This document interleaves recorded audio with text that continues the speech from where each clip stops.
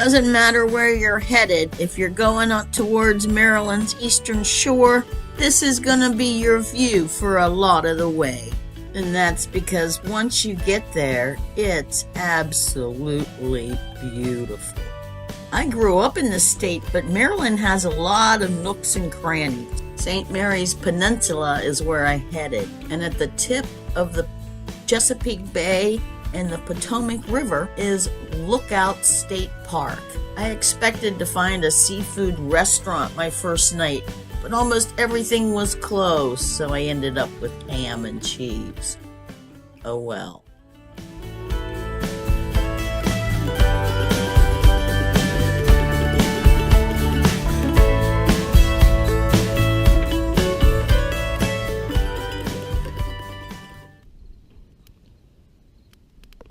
Good morning, YouTube friends. I was having a little trouble getting my campfire started this morning, but now it seems to be taking off. A little chilly this morning.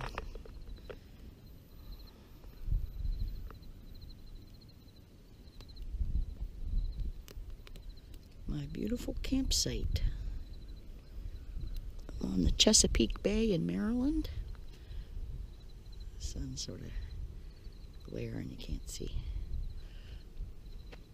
This is, what's the name of this place? It's at the very tip of a peninsula. Maryland has, on the eastern shore, has lots of little bays.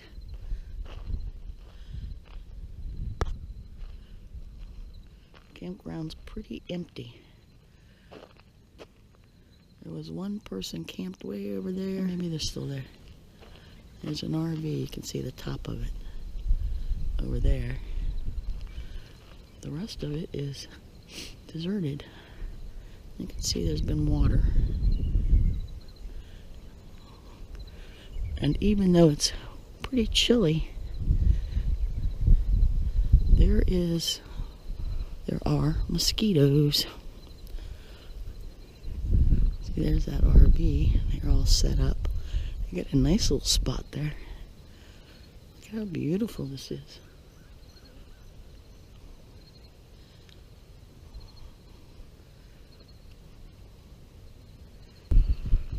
I opted for a site with electric, even though I don't need electric, because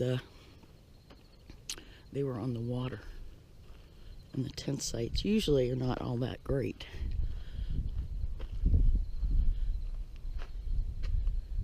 That's beautiful.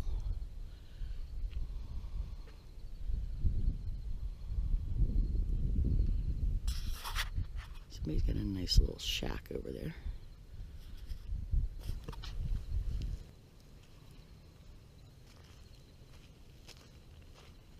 Away from the sun.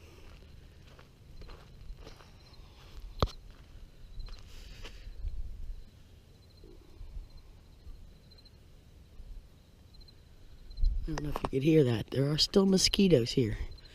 This place would be hell in the summer, I bet. Oh, okay, it's still going. So here's my little tent. My mom's car that I'm using while I'm here. Let's see the destruction. I slept really warm. I mean, I slept well. I was really warm. So this morning,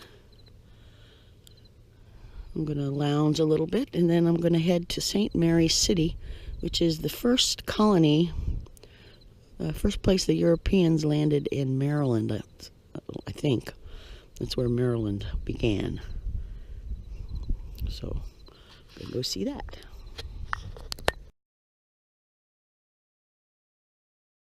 When English colonists arrived in 1634, the local,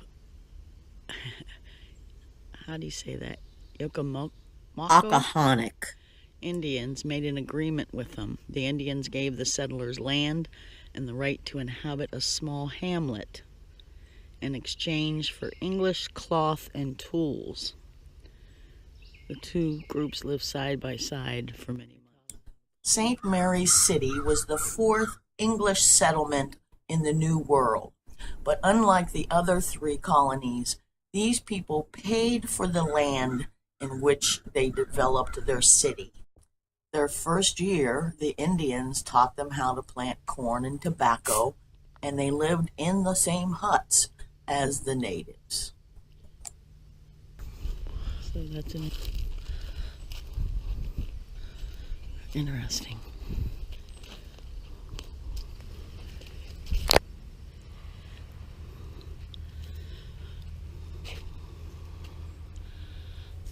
Am I allowed up here? Okay, I couldn't tell. This is very cool. Yeah. This is our oldest building. It's kind of retired right now. Oh, is it? Yeah. We have our other buildings are dressed if you want to see them. Okay, yeah, I'm going to walk through there. But aren't all the buildings reconstructed? They are all reconstructed. Yeah. But this one was put up in the mid-90s.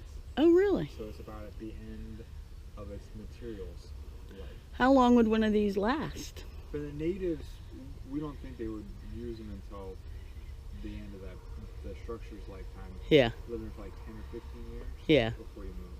Yeah, they would move on. This is a living history museum, which means there are people in costume who will answer your questions and will explain what it was like to live there in the 1600s. Prospered from the get-go. There was no starvation or hard winters for this group. They lived in the huts for a year while they built their city. It was all planned out. The entire city was meant just as a center of government. So only a few hundred people actually lived in St. Mary's City. All other able-bodied folk were out working tobacco fields, which was the chief commodity. They would come to town on business and stay in places that were called ordinaries. Basically, it was a tavern, and at night they threw a bunch of cushions on the floor and everybody flopped. It cost 7 pounds of tobacco a night. And they'd run you a tab until your harvest came in. But if you didn't pay your bill, you might get a big T stamped on your forehead, your cheek, or the hand you shook when you made the deal. Ouch. And she referred to this as a ghost house. So it shows you just a general area of actual structure they found. It's a beautiful setting. Look at that. And a gorgeous fall day here. And you can see why they settled here.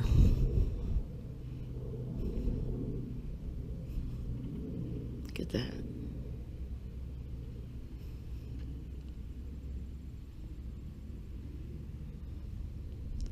It's beautiful. And this area, this town isn't really very big. They don't really know how big it was. So when I ask specific questions, they're like, well, we don't really know. Because nothing was left. Archaeologists have discovered the cornerstones and the chimneys and things like that. So they have a sense of the placement of some buildings. And they found artifacts. But they have no first-hand accounts. They have an account of the guy who came over on the Dove, the ship that I should see here before too long, but nothing afterwards because they say they were so busy. So this is a beautiful reconstruction of a brick building they made. And this really wasn't it was the capital of Maryland, the first capital.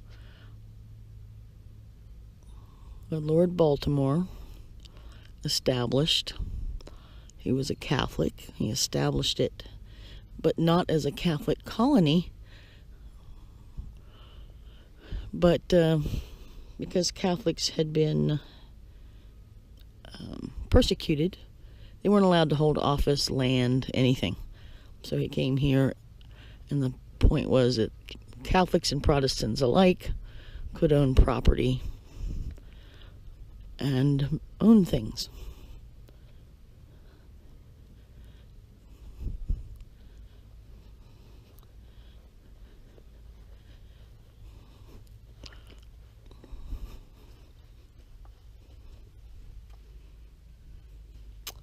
Oh, big, beautiful building.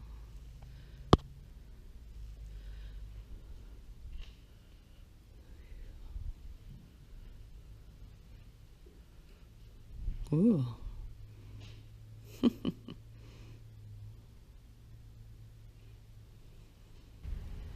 The arbor, an innovation brought from the Dutch. Shaded outdoor space, the arbor offered a cool and comfortable place to sit. The scene depicted before you is the afternoon of May 10th, 1692, with the councilors relaxing and Van Swerthingen checking in on his guests. Okay. So this was an ordinary, I guess, but it was an extraordinary ordinary coffee house.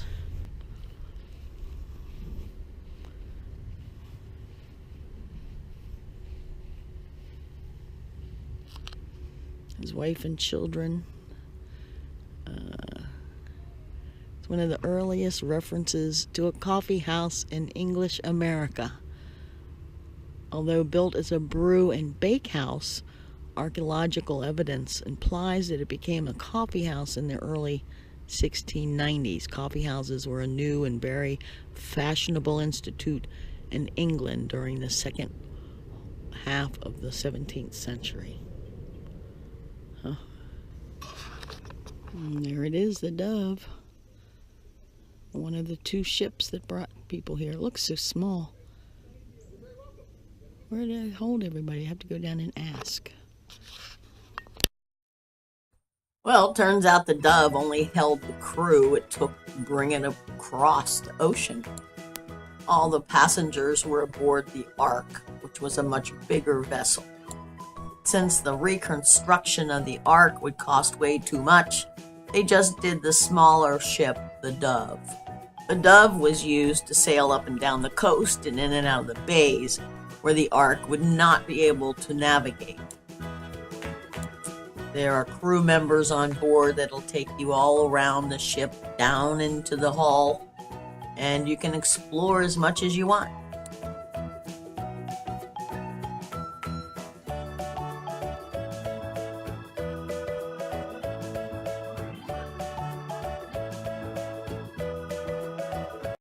The walk from the visitor center around the city and back is only a mile, but along the way are all these things to stop and see, and I ran out of time.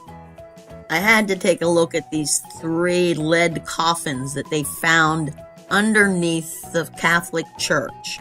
This was the first Catholic church in America, I think.